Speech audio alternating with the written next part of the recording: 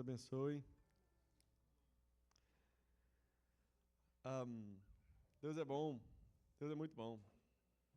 Todo tempo Deus é bom. Nós estamos começando uma nova série essa manhã a respeito dos paradoxos do reino. Paradoxos do reino são, na verdade, coisas que não fazem muito sentido, né? Na nossa mentalidade, no nosso entendimento, nós temos a forma com que as coisas devem funcionar, ou as coisas que, na nossa lógica, o curso que elas têm que tomar. E a gente vê o reino de Deus trabalhando bem, às vezes, muito diferente daquilo que é comum, que é costumeiro, que é usual, que é fácil para a gente entender.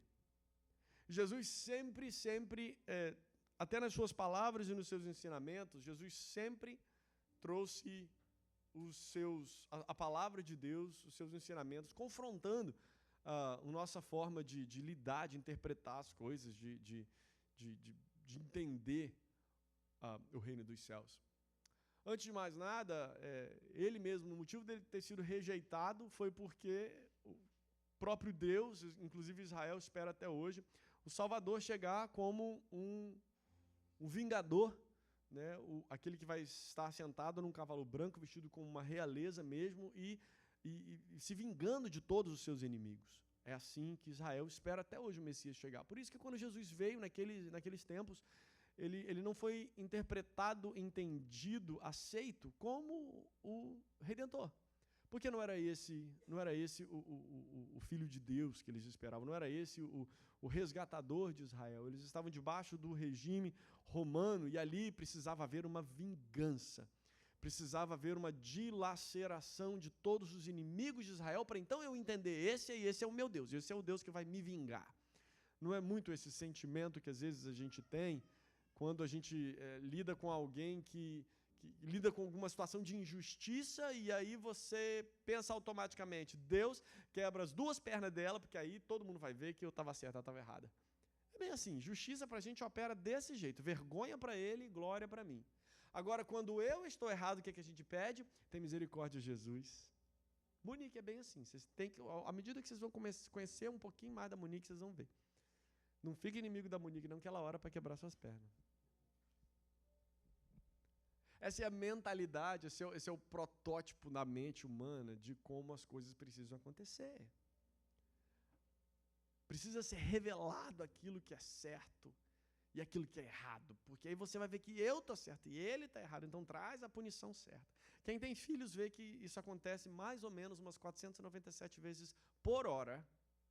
Papai, você não viu ela fazendo? E elas tentam provar. E se você engaja naquela discussão, você vira a terceira parte daquela discussão e aquela discussão não chega num fim, porque é uma constante. E aí nós entendemos que o Senhor veio como Consolador e nos deixou um outro Consolador, que é o Espírito Santo de Deus, e fez de nós aqueles que são do ministério da reconciliação. Olha que coisa louca. Justiça através de reconciliação.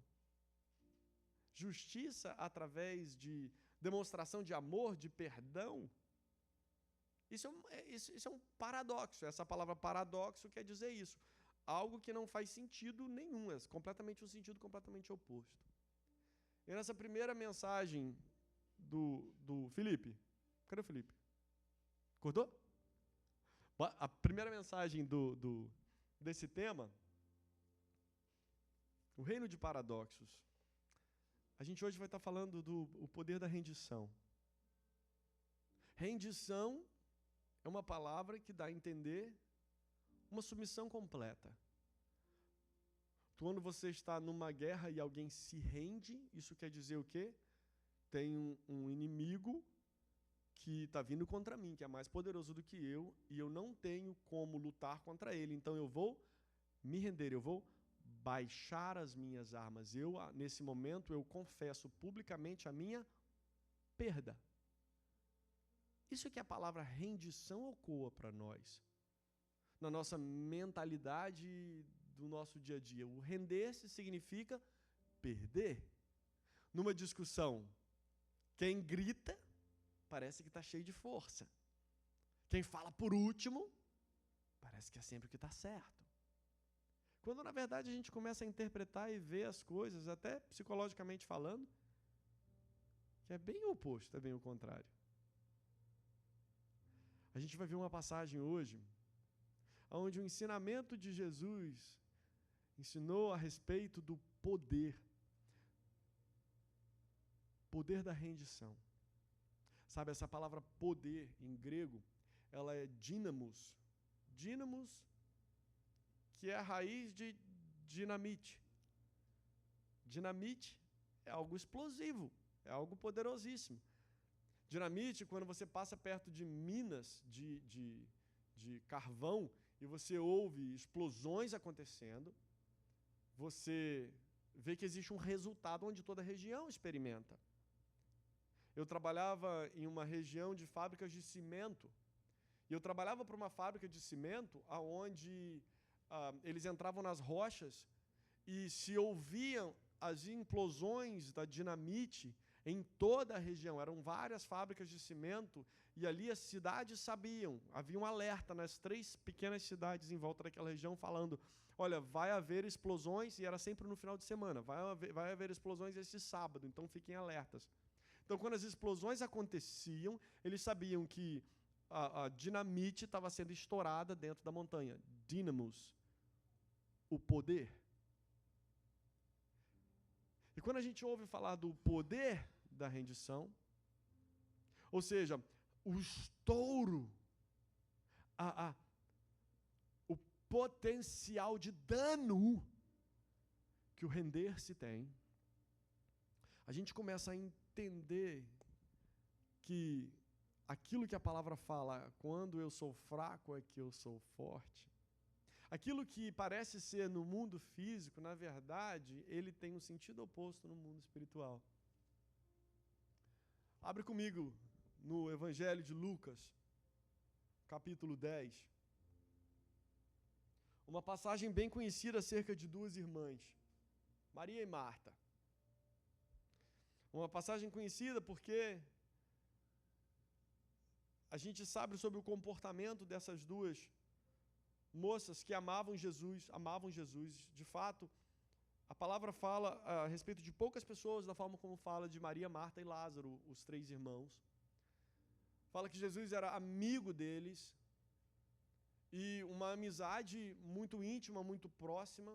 Possivelmente, Jesus foi criado com Lázaro. E ali a gente vê nessa interação entre Maria e Marta e Jesus, algo muito peculiar do comportamento das 2. E se você abrir comigo no livro de Lucas, capítulo 10, versículo 38, essa passagem lê assim: caminhando Jesus e seus discípulos, chegaram a um povoado onde certa mulher chamada Marta o recebeu em sua casa. Maria, sua irmã, ficou sentada aos pés do Senhor, ouvindo a sua palavra. Marta, porém, estava ocupada com muito serviço. E aproximando-se dele, perguntou: Senhor, não te importas que a minha irmã tenha me deixado sozinha com o serviço? Fala para ela vir me ajudar. Respondeu o Senhor: Marta, Marta, você está preocupada e inquieta com muitas coisas. Todavia, apenas uma é necessária. Maria escolheu a boa parte, e essa não lhe será tirada. Eu posso dizer, se você está na igreja pelo menos alguns anos, você já ouviu interpretações e às vezes até brincadeiras a respeito de Marta e Maria, que Marta é aquela que faz as coisas, que fica ocupada em fazer coisas, e Maria é aquela que está ali em adoração. Agora eu quero viver em adoração. Agora eu quero fazer, olha, a gente precisa fazer coisas, mas eu quero estar nos pés de Jesus, eu quero estar em adoração. E a gente sempre brinca, o pessoal do louvor, aperta o cinto aí que é só uma brincadeira, mas a gente sempre brinca que o povo do louvor usa a desculpa de ser Maria para não fazer nada. O pessoal do louvor sempre, nós somos da adoração, nós não pegamos na vassoura. Aqui nessa igreja eles estão lascados. Porque o louvor é responsável por limpar o altar. E o banheiro, exatamente. Sabe, existe essa ideia, esse entendimento de que Marta estava trabalhando e Maria estava ouvindo o Senhor aos pés de Jesus. Maria estava ali escolhendo a boa parte, que é descansar em Deus. Sabia que existe um povo no Novo Testamento, numa cidade chamada Tessalônica, e o bichinho da Maria pegou eles. Em Tessalônica, os crentes de Tessalônica, o que eles faziam era, eles venderam todas as suas coisas, eles pararam de trabalhar, eles viviam ali uma comunidade meio que de vilarejo, meio que de uma coisa meio que aborígene, assim, bem naturalista, bem natureba. Porque eles estavam esperando Jesus voltar. Para que eu vou trabalhar? Para que eu vou guardar dinheiro? Para que eu vou economizar? Para que eu vou... Não, para que tudo isso? Vamos só esperar Jesus voltar. Sabe, debaixo dessa retórica de que eu não preciso trabalhar, eu preciso descansar em Deus, eu preciso só esperar Jesus voltar. Olha, isso cai bastante em contradição com aquilo que a gente viu semana passada, semana retrasada. Que a gente viu que, segundo a lei, o trabalho, ele é um peso, ele é uma carga que o homem tem que carregar por causa da maldição que Deus jogou no Éden. Porém, a gente vê que em Cristo, o trabalho, ele é uma honra e um privilégio. De fato, Jesus falou que no reino dos céus, aquele que é maior vai servir a todos. Mas para aí, eu trabalho igual um condenado aqui, eu quero chegar nos céus, eu estou procurando aquela redinha e aguinha de coco. Como assim, eu vou chegar no céu, vou ter que trabalhar? Chegar no céu, #sextou bebê. Não tem esse negócio de trabalhar. Quando a gente tem o entendimento de que em Cristo o trabalho é aquilo que nos dignifica, o trabalho é algo que nos faz ter mais recompensa, o servir ao outro é algo tão maravilhoso, que eternamente nós estaremos servindo a todos e nunca nos cansaremos e os recursos nunca cessarão. Essa ideia de que a boa parte que Maria escolheu era algo preguiçoso, a boa parte que Maria escolheu era algo que a deixava inerte, não fazia nada, eu preciso descansar. Olha, Marta, Jesus recriminou a Marta porque ela estava trabalhando. Na verdade, se a gente interpretar, a palavra não foi muito bem assim. Quando diz aqui, Maria, sua irmã, ficou sentada aos pés do Senhor. Nenhuma palavra na Bíblia ela é aleatória, gente. Ela é porque, às vezes, quando a gente está escrevendo uma redação, tem que encher linguiça, vamos botar umas palavras bonitas aqui. O Espírito Santo não precisa fazer isso. Então, toda e qualquer palavra na Bíblia, ela tem um propósito, ela tem um objetivo. E quando a palavra fala aqui que Maria estava aos pés de Jesus, existe uma conotação muito mais poderosa do que a leitura rápida nos permite. Quando a palavra fala que Maria estava aos pés do Senhor, os pés do Senhor. Interessante que antes da ceia, antes de se entregar na cruz, Jesus se despiu e foi aos pés dos discípulos para fazer o quê? Para lavar os pés dos discípulos. O interessante é que Pedro, nesse diálogo, falou com Jesus, não, o senhor não pode lavar os meus pés. Por que o senhor não pode lavar os meus pés? Porque lavar os pés é algo muito pertinente aos escravos, aos que pertencem à classe trabalhadora menor. É o lugar de maior humilhação na casa de um servo. E Jesus ali, ele se coloca como alguém que lava os pés dos discípulos, a quem que se submete de tal maneira e se humilha de tal maneira, mostrando: eu sou maior entre vocês e eu sou aquele que serve a todos vocês. Estar aos pés. Estar aos pés tem um significativo muito maior do que a leitura rápida nos permite compreender. No livro de Atos, no original em grego, quando Paulo fala a respeito de si mesmo, ele começa a discorrer a respeito do seu currículo, e uma das definições a respeito dele mesmo é que ele foi ensinado aos pés de Gamaliel. Pastor, às vezes quer dizer porque não tinha escrivaninha, né? Igual no colégio estadual lá onde o Túlio estudava, então ele sentava as criancinhas tudo no chão. Estar aos pés de alguém significa estar completamente em rendição e submissão. O que Jesus queria mostrar aqui, que a boa parte que Maria escolheu, é estar exatamente no lugar da submissão completa. Isso não quer dizer o estar fazendo ou deixando de fazer, mas é onde está o seu coração, porque você pode estar fazendo muitas coisas, mas com o coração rebelde.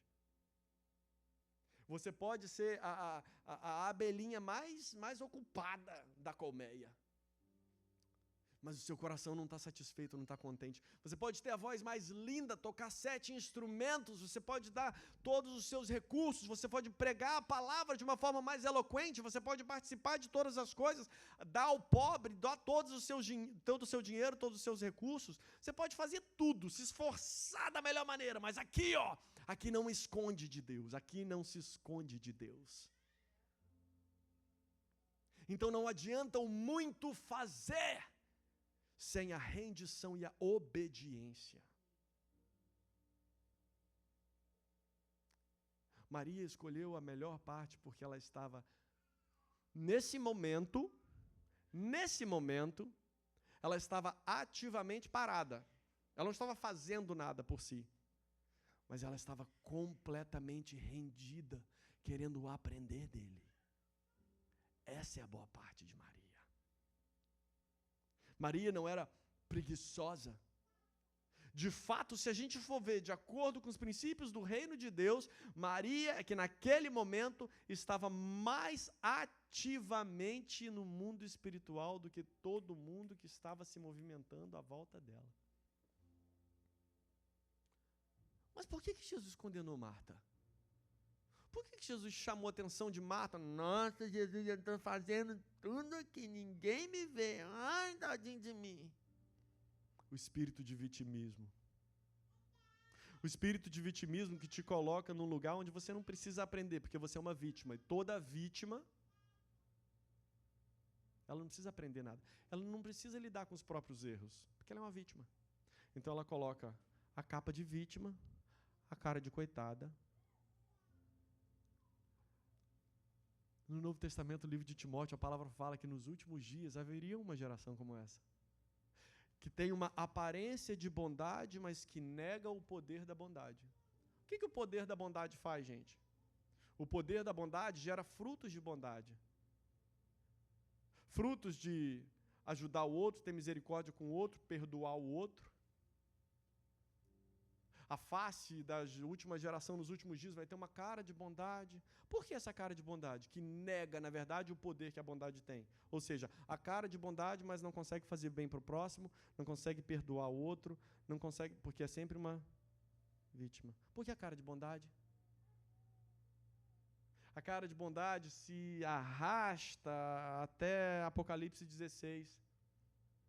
Apocalipse 16 é quando a palavra fala que o cálice da ira de Deus vai se derramando e causando mais úlceras nos homens, e a dor começa a ser insuportável, e o anjo do Senhor se apresenta e fala: se arrepende, olha onde o seu erro está te levando, olha onde o castigo dos seus erros estão te levando, se arrepende. E quanto mais dores eles passavam, mais eles se enfureciam com o Senhor, porque é isso que a falta de perdão faz. Porque é isso que a aparência de bondade que nega o seu poder faz. E o problema de Marta nesse momento aqui é que ela estava ocupada assim, ela queria servir do bom e do melhor, ela queria servir os convidados, a casa estava cheia, Jesus estava ali, ela queria servir e queria honrar Jesus. E o interessante é que existe uma palavrinha muito, muito interessante aqui que fala no versículo 40, Marta, porém, estava ocupada com muito serviço. Gente, essa palavra no original, ela não é só ocupada, mas ela é um termo que se traduz em puxada em várias direções. É a mesma expressão usada para um ato de tortura. Quando a pessoa é amarrada nos seus braços e nas suas pernas, exatamente como aconteceu durante o Holocausto, que os alemãos capturavam os judeus e tinham câmaras de tortura, e aquelas pessoas eram amarradas nas seus braços e suas pernas e eram esticadas ao extremo do limite da tolerância do corpo humano, ao ponto de se partirem. A alma de Marta estava sendo puxada para todos os lados e perdendo completamente o prazer daquilo que ela tinha que ter. Olha, se Maria estivesse no lugar dos pés de Jesus e Marta estivesse trabalhando e todos os dois corações estivessem corretos, sabe o que aconteceria nesse momento? Maria, dá a mãozinha aqui para a gente aproveitar junto. O problema é que o coração de Marta não estava no lugar certo. Não que ela não amava Jesus, ela amava Jesus. Não que ela não amava a sua irmã, ela amava a sua irmã. Mas o coração de Marta estava perturbado. Quando o nosso coração está perturbado com as coisas da vida, nós não estamos no lugar de adoração. Não, pastor, mas você não sabe o que está me acontecendo, você não sabe que tem que pagar as contas, tem que lidar com o marido, tem que lidar com a mulher, tem que lidar com não sei o quê. E não é pejorativo, gente. Eu estou falando de questões normais do todo dia. Nossa, pastor, não fala assim, porque parece até que ter que lidar com os desafios do dia a dia não é um benefício do Senhor. Claro, é uma bênção do Senhor, só que a gente tem que lidar com coisas, às vezes, no momento que a gente está lidando com coisas, é desafiador para nós, certo? A grande questão é que, quando nós não encontramos prazer naquilo que vem nas nossas mãos, tudo que nós fazemos é com a alma repuxada, parece que a gente está sendo torturado. A casa se torna uma tortura. O casamento se torna uma tortura. Lidar com a família se torna uma tortura. Lidar com o povo da igreja se torna uma tortura. Vou lavar o banheiro daqueles homens lá, aqueles homens que não sabem mijar na privada direito, a gente beija no chão. Por isso que a gente bota os meninos para limpar o banheiro dos homens. Tudo se torna uma tortura, sabe por quê, queridos? Porque o nosso coração, a nossa alma não está em paz. Quando a alma não está em paz, caramba. Jesus não está falando do fazer de Marta, nem do descansar de Maria. Ele não está falando disso. Sabe por quê, queridos? Se não tivesse Marta preparando todas as coisas, aquela reunião não podia acontecer. Então existe uma necessidade para os dois lugares, mas o lugar que Jesus está tentando chamar a atenção é o lugar de rendição.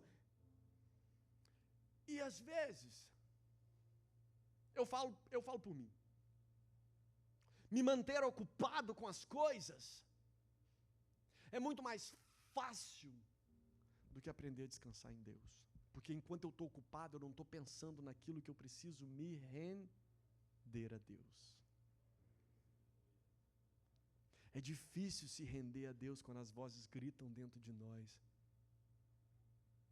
É difícil nos submeter se a gente não consegue se submeter ao outro. Não, eu não levo desaforo para casa, não. Estou vendo. Eu vou falar é por último, o negócio aqui é comigo. Que bom. Porque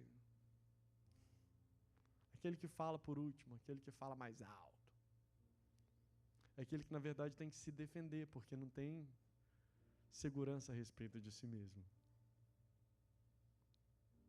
E quando a gente aprende a se render no Senhor, se render, queridos, não é ficar quieto e deixar todo mundo passar por cima, não é isso. Eu tenho dois exemplos. Um de um casal de amigos nossos, eu sempre falo esse exemplo aqui. Casal de amigos nossos, onde eles iam tomar uma decisão e a esposa falou: olha, não é essa a decisão apropriada. Meu Deus! E ela falou: mas eu vou aconselhar, porque esse é o meu papel. Mas a decisão quem vai tomar é Ele, Senhor, porque Ele é o cabeça da minha casa. Mas não é, quem vai tomar a decisão é você. Mulher reixosa, que não para de falar, parece uma goteira incessante, parece um câncer na alma. Não é isso? É se submeter a Deus e esperar o Senhor honrar. E essa irmã falou assim: amor, você acha que é o momento certo dessa decisão? Ele falou: não, vai sim, vai ser assim mesmo. Ia jogar tudo para cima, gente, ia vender a empresa que eles tinham, a fonte de lucro que eles tinham, mudar para outro estado. E ela falou: Senhor, eu não sei se isso é a coisa mais acertada a ser feita. O que eu faço? Ela foi para os pés do Senhor. O lugar mais difícil, porque você está vendo tudo indo por água abaixo, mas você sabe o seu lugar em Deus e você se rende a Ele. Ela escolheu o lugar de Maria naquele momento. Porque você sabe exatamente como é difícil, às vezes, fazer aquilo que você sabe que...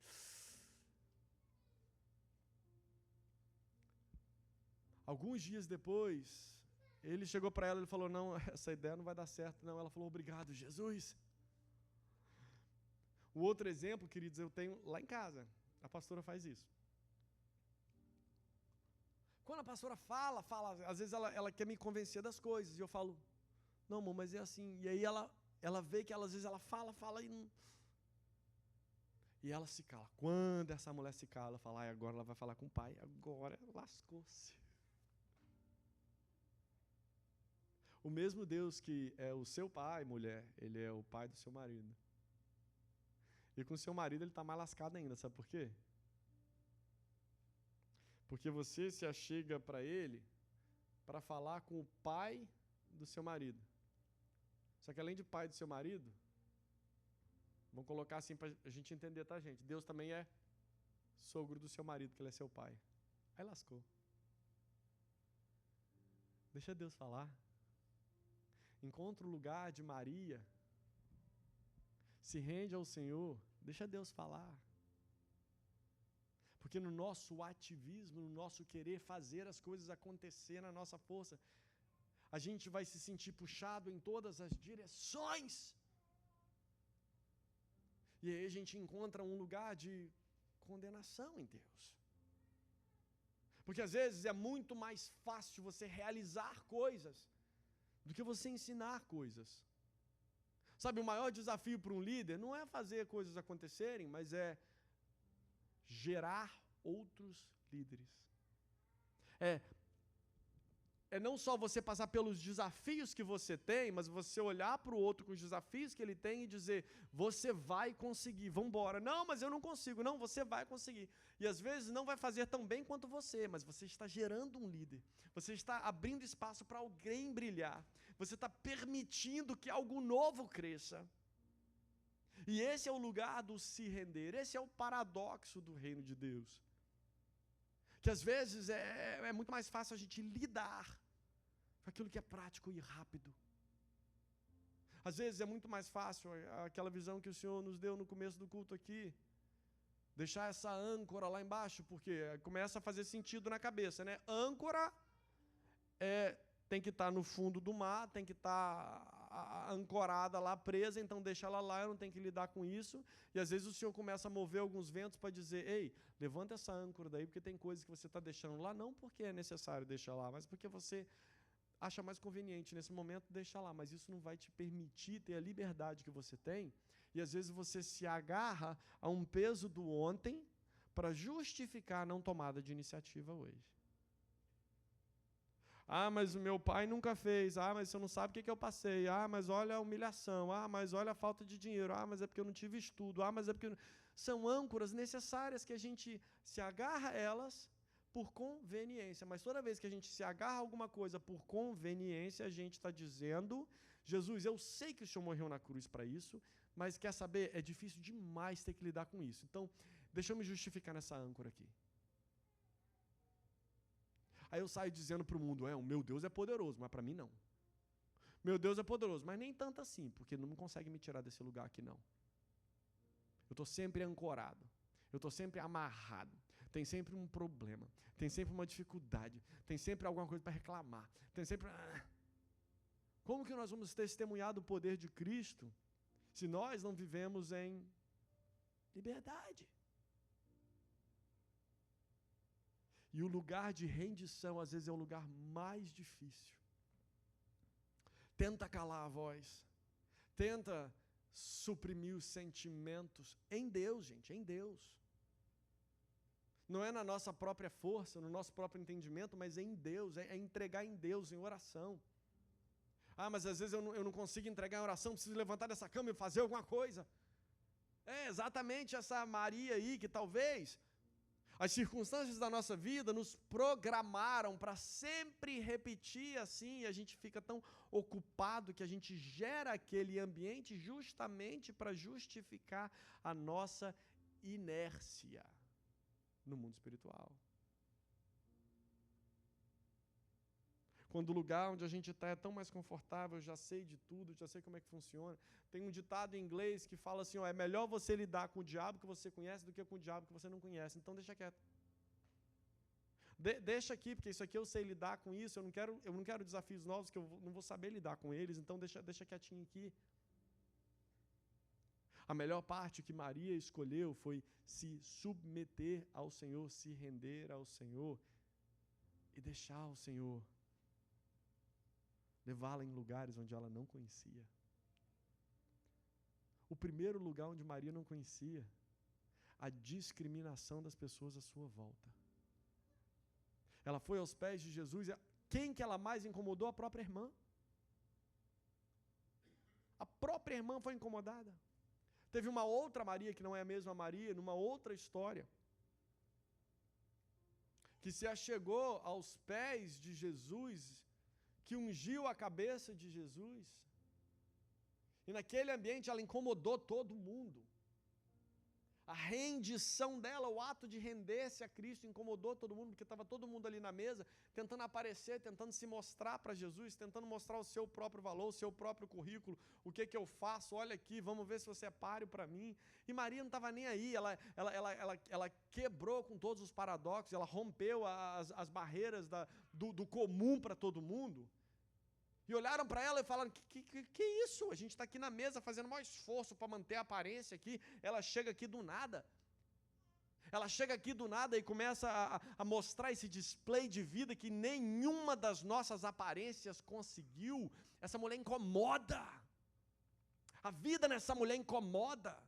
Ela não tem o dinheiro que a gente tem, ela não tem a religiosidade que a gente tem, ela não tem a pose que a gente sempre tentou manter, e ela chega aqui e entra no nosso meio, a gente está tentando impressionar Jesus, ou tentando tirar dele algo que revelaria que ele é um falso profeta, e de repente ela chega aqui, ela quebra com todos os paradoxos. Olha, se você decidir quebrar com paradoxos, você vai começar a incomodar.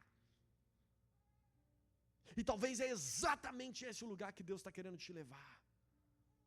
O lugar de rendição que carrega tanto poder que vai incomodar à volta aquilo que está acostumado a ficar ancorado. E já viu que gente ancorada atrai mais gente ancorada? Sabe por quê? Porque no lugar do conforto, eu não sou desafiado a crescer. E aí eu preciso me aninhar com as galinhas, porque todos nós não vamos ousar bater nossas asas para voar. Já ouviram a história do patinho feio?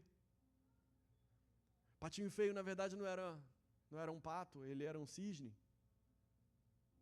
E o ovinho dele rolou e caiu no ninho dos outros patos, e ali ele cresceu, ele começou a se adequar, mas sabe o que acontecia? O que fluía de dentro dele não condizia com o meio onde ele estava. E por mais que ele tentava ser igual aos outros, ele era ridicularizado. Na verdade, ele era ridicularizado porque eles desconheciam o brilho e a vida que ele fluía naturalmente em si ele mesmo. A partir do momento que você aprende a se render em Cristo, você vai começar a incomodar algumas zonas de conforto à sua volta. Sabe por quê? Como que você consegue viver tanta vida assim e eu não consigo? Talvez porque você não se desafia a viver essa vida. Agora, não é porque você aceita os desafios a crescer e viver com essa vida que eu vou ficar aqui para você se sentir confortável. Não, querido. Existe mais para todos nós, só que é para quem quer. Só que o interessante é que no livro de Apocalipse, todos aqueles que se iram mais e mais contra Deus, não é porque eles dão oportunidade, é porque eles escolhem rejeitar a oportunidade. Por que eles rejeitam a oportunidade? Não faz sentido um negócio desse, se eu tenho oportunidade, eu vou pegar ela. Não. Às vezes o lugar do conforto. Apocalipse 16 é o lugar das pessoas aonde batem o pé e dizem, por que Deus aceitou ela e não me aceitou? É o lugar da geração de Caim, que diz, nossa, eu tive a ideia, eu trouxe a oferta, ele me imitou, o senhor aceitou, ele não me aceitou. E sim, vai direto para o inferno sem justificativa. Quando, na verdade, tudo que precisa acontecer é, Caim, parei um pouquinho, você queria me dar um presente? Veio me perguntar o que eu queria? Não, Senhor, eu te dei o que era melhor, de acordo com o meu juízo, o meu julgamento, e você não aceitou o que era melhor, então... Tá, mas se você queria me honrar, você tem que perguntar para mim o que eu quero. Falar nisso, gente, eu vou abrir um parênteses aqui, ó. Pensa numa honra. Minha sogra trouxe pamonha para mim do Brasil. Tua sogra não traz nada para você do Brasil. Minha sogra trouxe pamonha. Se ela trouxesse bucho, quem gosta de bucho? Nossa. Pelo amor de Deus, gente. Se ela trouxesse bucho, talvez esse bucho fosse a comida preferida dela. E ela trouxesse uma panela de bucho. Eu falasse, obrigado, mas não entra bucho. Nossa. Você sabe quanto custou esse bucho? Você sabe quantos meses que levou para esse bucho ser preparado? Você sabe quanto que pagam por esse bucho? Você sabe como que eu gosto de bucho? E você rejeita o bucho.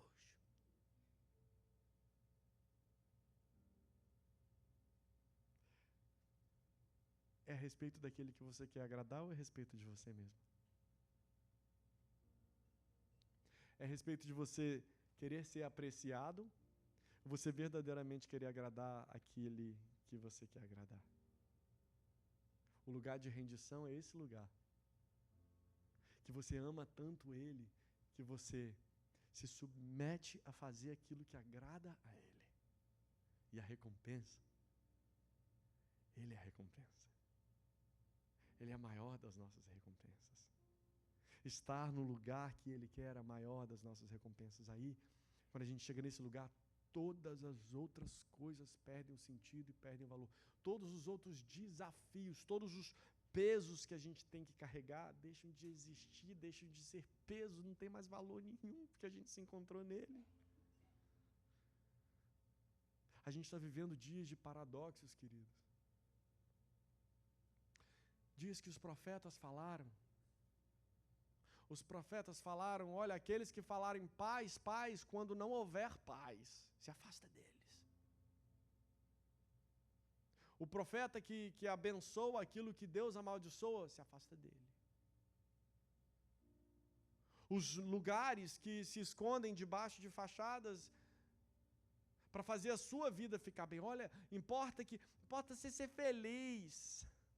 corre daí, corre daí, é uma armadilha. Nós temos vivido dias de paradoxos, dias que nós vamos começar a ouvir a respeito de guerras e rumores de guerras, já fazem séculos, desde que o nosso Senhor se foi. A destruição já faz parte do nosso dia a dia, está culminando e caminhando para o grande dia do Senhor. Para nós, isso é motivo de alegria. Para nós, isso é motivo de contentamento. O mundo não. Para o mundo está acabando o tempo, porque tudo que eles têm é construído agora. Para nós, é o momento que nós mais ansiamos. As notícias não podem tocar em nós da forma que tocam no mundo. Se tocam em nós da forma que toca no mundo, talvez a gente está se assemelhando com o mundo um pouquinho demais. Quando a gente olha para as situações e não vê no meio do caos, o Senhor está pronto para aparecer agora, porque Ele é aquele que coloca ordem no caos. Jesus está chegando. Jesus está voltando. Essa é a hora, esse é o momento. A gente está esperando por isso, a gente está orando por isso, a gente está clamando por isso. E quando o troço começa a ferver, uau, parei um pouquinho. Talvez você está se assemelhando demais com o mundo. Porque agora é a hora de desespero do mundo. Agora o mundo está desesperado, porque o seu tempo está acabando. O tempo da igreja só está começando. Ei, afina os seus olhos para entender os paradoxos que esse mundo já se apresenta e vão começar a se apresentar muito mais. Muito mais. Mas se as nossas óticas estão de acordo com a ótica do mundo, a palavra fala que nos últimos dias, até mesmo os escolhidos seriam confundidos. Não tem nada a ver com o coração. Tem a ver com a ótica. Tem a ver com as emoções. Tem a ver com a forma do nosso pensar. Por isso que o render-se é dizer, não vou olhar para nada que eles estão falando. Eu vou ler o mundo de acordo com a tua palavra.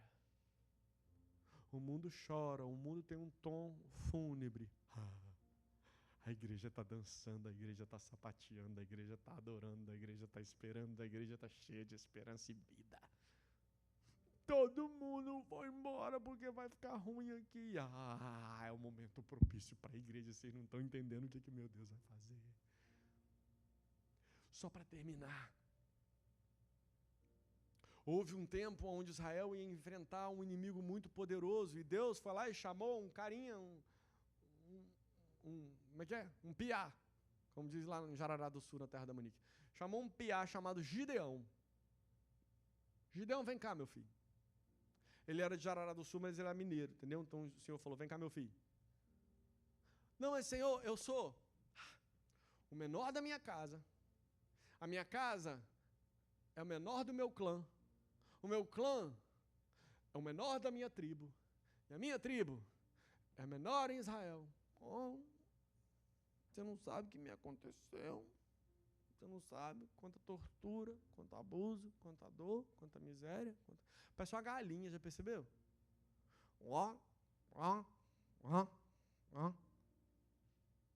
Não sei, não quero saber. Sabe por que eu não sei e não quero saber? Porque eu também tenho uma história. E eu não fiquei parado olhando para ela.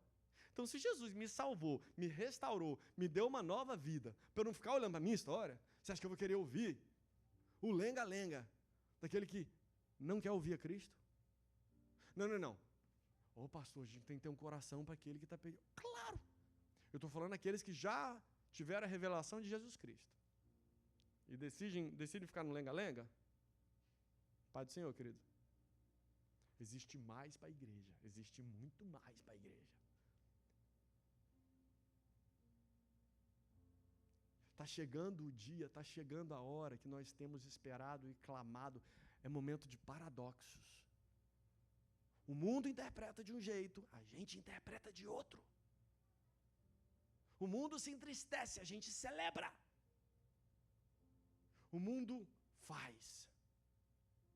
A gente faz quando o Senhor diz que nós temos que fazer, mas quando o Senhor diz que nós temos que nos render, nós nos rendemos ainda querendo fazer. Ó, o paradoxo, ó que loucura. Porque não é a respeito dos meus sentimentos, é a respeito dele. Na hora do louvor aqui, o Senhor me mostrou esse vento. Muda as coisas de lugar.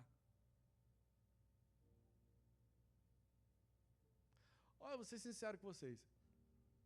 Essa música bateu bem forte na gente. Quando a gente saiu de uma igreja aqui na região e a gente foi para o Cape.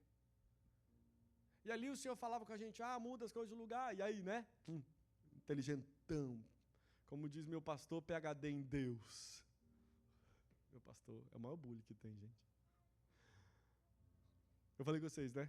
Semana passada ele saiu ali do escritório, e vi na parede do homem. Ele é doutor em Deus.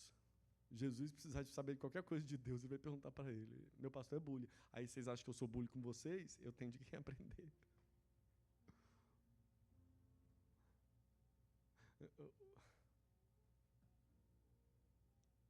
A gente está vivendo dias, queridos, aonde o desejo do coração do homem precisa ser muito mais fora de si mesmo e nele do que no nosso. Porque senão a gente vai se perder. O descansar, o se render, o esperar. E também fala de, às vezes, eu quero só ficar na cama, eu quero me esconder. O que o Senhor deseja nesse momento? Que você levanta e vá? Esse é o render-se. Esse é estar ativamente dentro da vontade de Deus. Não tem nada a ver com estar parado ou estar movimentando. Tem a ver com o lugar do coração.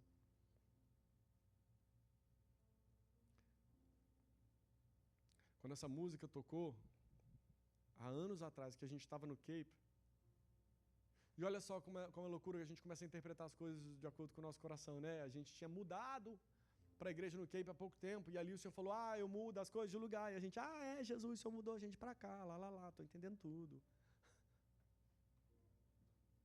Na verdade, ele estava dizendo, eu mudo as coisas de lugar dentro de vocês. Não tem nada a ver com mudar. Não tem nada a ver com mudar regional, geográfico. Tem a ver, eu estou preparando vocês para algo que eu tenho com vocês e vocês não estão prontos ainda. Aí hoje eu olho para essa música e falo assim, é isso que o Senhor estava querendo dizer lá atrás, eu achando, né?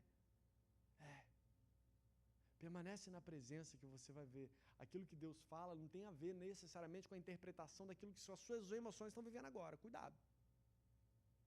Muito cuidado. Uma vez eu estava orando com um casal lá no Cape mesmo e no outro dia eles chegaram no gabinete do pastor Marcelo e falaram assim, pastor, o pastor Anderson orou com a gente e falou que é para a gente mudar para a Europa e o mais rápido possível. O pastor nem falou isso comigo, que ele fala, eu conheço o Anderson, o Anderson é doido. E aí passaram-se meses, o casal foi embora e eu falei, gente, cadê fulano? Você tá sabendo não? Você mandou eles embora? Eu falei, o quê? Ué, você mandou eles embora. Eu mandei eles embora também. O que você orou com eles aquele dia? Eu falei, que dia? Teve um dia que você orou com fulano. Eu falei, sim, o Senhor me mostrou que era momento de um capítulo novo se abrir, eles iam estar aceitando desafios novos, que eles não estavam prontos ainda, mas era para eles se posicionar para desafios novos que estavam acontecendo. E aí o pastor falou, sabe o que Deus estava falando com eles? Que eu já tinha falado, era isso. Eles arrumaram as malas e foram para a Europa. Porque aquilo estava no coração deles.